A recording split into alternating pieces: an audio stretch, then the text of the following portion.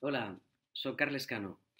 Sóc escriptor i narrador oral i avui vaig a llegir-vos un poema d'este llibre meu que es diu Poemes sense diminutius. El poema es diu L'amiga i diu així. He trobat un tresor.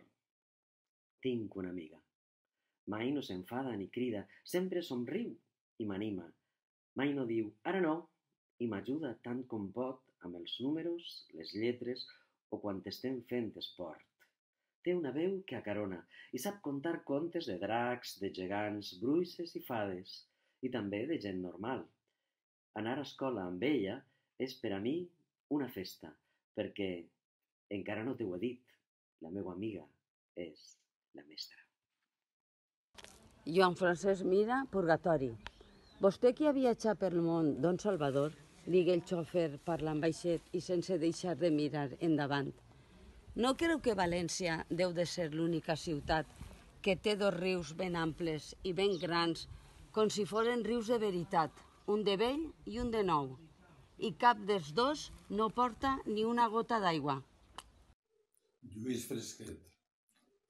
Fragment de Matar en el verd de Carme Miquel. La Punta, març de 1987.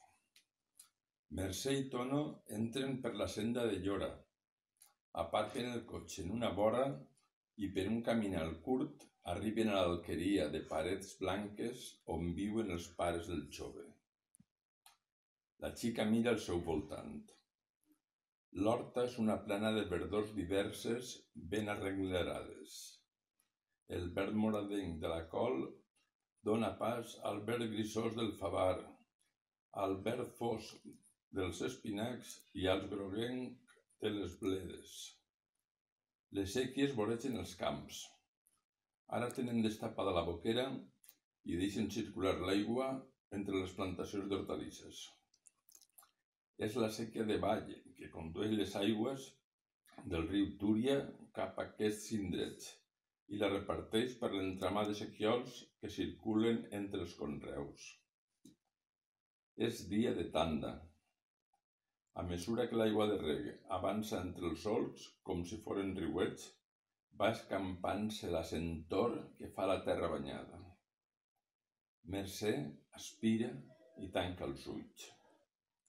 A l'oest, la silueta llunyana dels vehicles circulant per la pista de silla i la d'algunes naus industrials que la voregen no destorba la claror rotxenca d'un cel que va canviant el color del blau al morat, mentre la bola de sol va descendint cap a les desdibuixades muntanyes de Ponent. Hola, soc Carme Ribelles Navarro i vull llegir uns quants acudits d'un gran amic nostre, volgut gran amic nostre, Llorenç Jiménez, del llibre seu de Els acudits de Llorenç, de l'editorial Bromera. Espero que us traiga el somriure. En el cinema, en la sexta filera, hi ha un crític, una dona i un gos. El crític s'estranya quan veu el gos assegut amb molta traça, però no fa cap comentari. Acaba la pel·lícula i el gos fa palmes i lladra com dient «Bravo!». El crític no pot aguantar més i pregunta a l'ama del gos «Escolta, el seu gos l'ha entusiasmat la pel·lícula?» «Sí, però m'estranya, perquè a casa m'havia dit que les crítiques que havia llegit no eren molt bones». Un altre.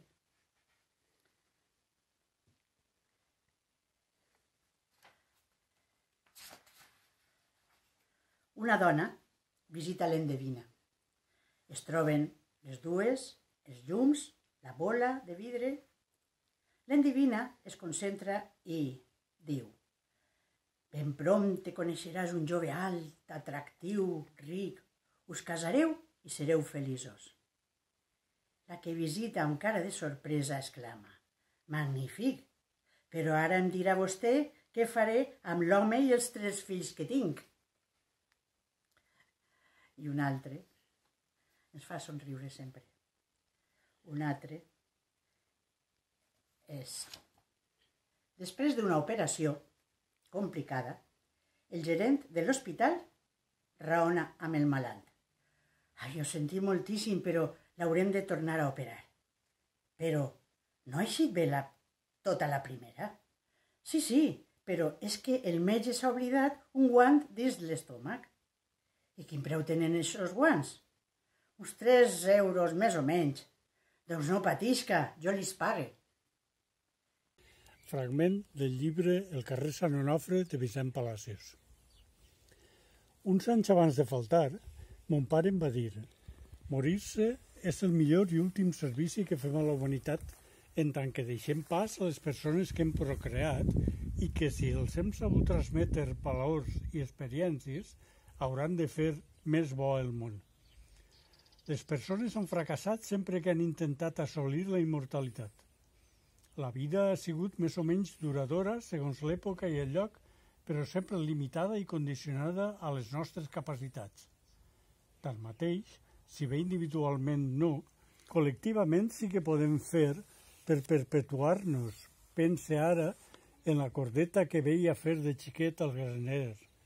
Cada bri d'espart insignificant i fràgil multiplica la seva consistència i la seva utilitat en unir-se i entrellaçar-se a d'altres i anar formant una trena forta que podria perllongar-se fins a l'infinit, ja que, conforme es van acabant els filaments, se'n van afegint de nous. En la mida que tinguem consciència de formar part d'un poble, la nostra empremta, fins i tot anònima, romandrà poc o molt en l'avenir. Més encara si hem assumit un compromís de servici amb la societat i amb el poble amb el qual ens identifiquem. Vaig a llegir El tirant lo blanc, una escena de batalla que em sembla molt interessant, que ho hem vist tot. Aquell dia, Tirant obtingué una gran victòria. Ell i els seus deien que aquella glòria l'havia aconseguida més per obra divina que no humana, però la veritat és que Tirant demostrà tenir un gran enginy. Quan els cristians van arribar al pont, hi trobaren prop de 4.000 turcs, dels quals només alguns aconseguiren passar nedant, però molts ni moriren ofegats. Deliberaren aquells turcs de pujar dalt d'una muntanya i de fer-se forts allí. Tirant, que venia amb la seva gent pel pla i que va veure els turcs dalt de la muntanya, es dirigí cap a ells i decidí no combatre'ls, sinó posar-los setge. Manà que tota la gent de peu rodejàs la muntanya i ell, amb tots els ducs i grans senyors, plantà les tendes allí, prop de la muntanya, perquè hi havia molta herba i molts arbres. Quan els cavallers entraren dins del campament dels moros, amb les seues, van llançar tan mortals crits en començar la batalla que els va causar un gran espant. El duc de Macedònia i tots els que estaven assetjats dins de la vila, en sentir tan espantosos grits, s'armaren, pensant que en aquell moment es produiria el combat mortal, perquè havien perdut tota esperança i sabien que no els arribarien socors, sinó que caurien presos i cautius en poder dels infidels. Ningú no donava res per la seva vida i tant a ells feia morir com viure. Com que els grans grits continuaven i no els atacava ningú, es van quedar d'allà més sorpresos. En fer-se de dia cessaren els grits, perquè tots fugien. Aleshores van veure les banderes de l'emperador fora del campament que anava pel pla a l'encalç dels turcs. Des de la vila cridaven alguns que havien quedat en el campament ferits o per robar i els feren apropar-se a la vila.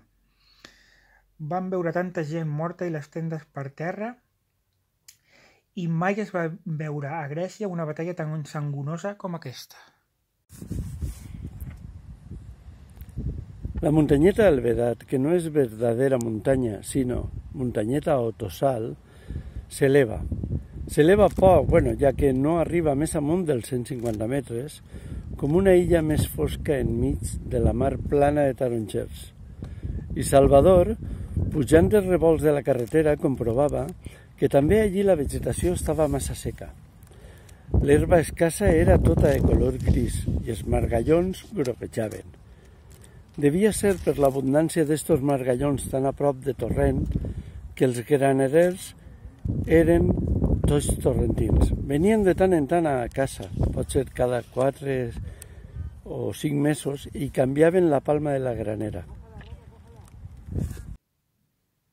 Versos al sol, d'Empar de Lanussa. A un ninet que ha nascut li fa la dida un bressol de vellut de margarida i en les hores més clares, quan brilla el sol amb un pinyol de nespre, un parasol. Que s'adorma tranquil el bon ninet, que sa mare l'estima per xicotet. Diuen que la mar tenia peixets de plata saltant. Jo dic que eren les esposes, les nòvies dels navegants.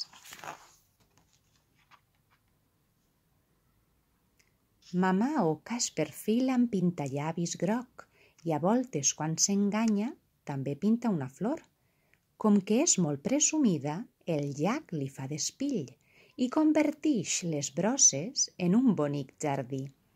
Emblanquina el seu cos amb pólvores de blat i va deixant el camp blanc com si hagués nevat. Va cobrint-se les potes amb pètals de rosella i les oques petites juguen a fer com ella.